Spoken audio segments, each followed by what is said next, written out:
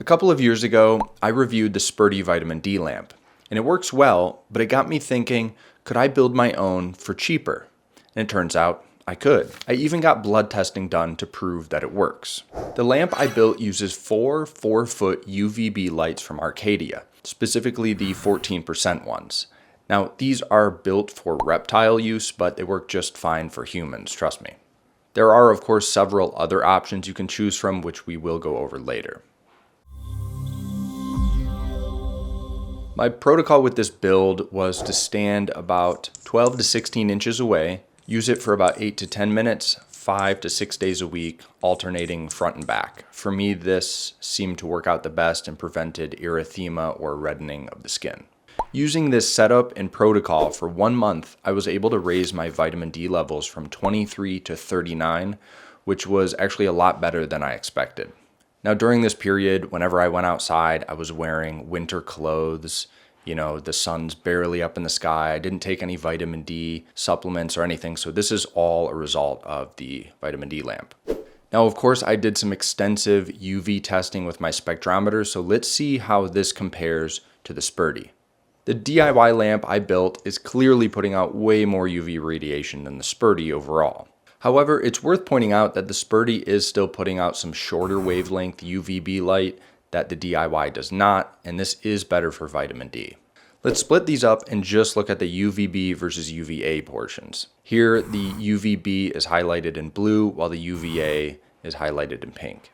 As you can see, the DIY puts out quite a bit more UVA than UVB. This comes out to around 15% UVB and 85% UVA, which is very similar to the advertised ratios for this bulb. Meanwhile, the Sperti is closer to 42% UVB and 56% UVA, making it clearly more targeted towards vitamin D and less so for tanning, for example.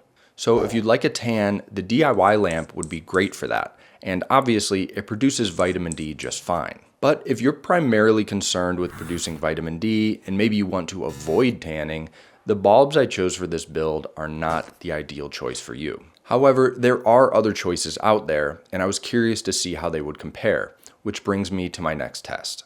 I looked at the 6, 12, and 14% Arcadia bulbs, the Reptisun 5% and 10%, as well as an outlier bulb, the Agromax, which is mostly UVB, and some of my readers brought this to my attention.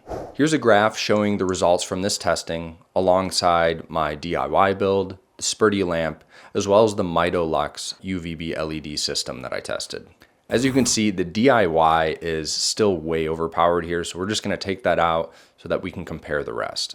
Okay, so as we can see, most of the UVB lamps are pretty much identical, just varying in their output. However, the clear outlier here is, of course, the Agromax, which looks like it's putting out an identical spectrum to the Sperti. In fact, this 2-foot bulb looks like it's actually more powerful than the Sperti. This is likely because the Agromax is a T5 high output fluorescent, which is a newer fluorescent technology than what the Sperti uses. One thing to note here is that it looks like the Agromax is putting out a little bit more shorter wavelength light than the Sperti is, even at similar power ratios. So this might make it more effective, but also potentially a little bit less safe. Now, of course, the Mitolux is in here too, which we'll touch on. This is a pretty cool lamp. The Mitolux is an LED-based system, so you can see that it peaks at around 295 nanometers, which is ideal for vitamin D production without any of the unnecessary UVA. This device features a dynamic infrared cycle with the UV, which helps to protect from UV damage, which I think is really cool. There is a link to my review article for that down below if you'd like to learn more about it. So having said all of that, here are my suggestions. First, I still think the Sperti is a good product if you don't want to go down the DIY route. It has a protective grate for the UVB bulbs, which contain mercury, so you do not want to break those. And it has a 7-year warranty, which is just completely unheard of. However, it is expensive. And it looks like you could grab a 2-foot Agromax bulb and stand like 15, 16 inches away, and bam, you got yourself a Sperti clone. On the other hand, if you'd like a more natural lamp with more UVA, the Arcadia 14% bulbs that I originally went with would be my recommendation. Now, how would you go about building one of these? Well, you need 2 things. you need the bulbs and the fixtures, and I'm going to link to a bunch of them below. The fixtures you'll need are usually called grow lamp fixtures. If you got the 4-foot bulbs, you get a 4-foot grow fixture. Or if you're going to build the Agromax Sperti clone with just a 2-foot bulb, you could just get a reptile reflector hood. But again, I'm going to link to some of those below. Either of these solutions can be pretty easily wall mounted or hung from the ceiling, or however it is that you want to mount them. Once you have your fixture and bulbs, installing them is very simple but can feel a little daunting. T5 high output fluorescent lights come with a dual pin connector, so you just slide them in vertically and then turn them 90 degrees and you're done. You can spin these in either direction, but sometimes it'll feel like it doesn't want to spin and you're going to break it. You won't, but it'll feel that way. Now, a very important thing to keep in mind here is that fluorescent UVB bulbs contain mercury. That's basically how they work. So don't break them. Mercury is bad for you. All right, so the last thing to go over here is how do you use these? Basically, the best way to sum this up is to find your point of erythema or skin reddening and then back off a little bit. If you have a skin type of 5 or 6, so not me, this is going to appear as more of a skin darkening than a reddening. Now this process is going to look a little bit different for everyone because there are a lot of factors that go into play here.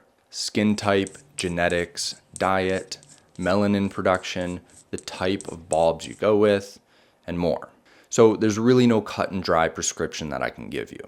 Just start slow and work your way up. After a couple weeks, you're going to have a pretty good idea of the time and distance that works best for you, and from there you can kind of alternate front and back.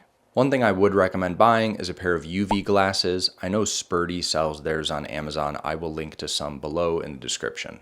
Now here's one last tip. If possible, expose the treatment area to infrared before using your UVB lamp. Research has shown that pre-exposure to infrared can mitigate some of the damage from UV, which makes sense considering the natural cycle of sunlight. Mornings are rich in infrared before UV peaks later in the day. Additionally, I think for the best results, you should use this midday if you can, when your body is more biologically primed to handle higher doses of UV. All right, I think that sums it up. If you guys have any questions, you can ask them in the comments below and I will do my best to answer them. And if you guys appreciate this kind of content and you found this video helpful, I would really appreciate a thumbs up. All right, I will see you guys in the next one and good luck with your build.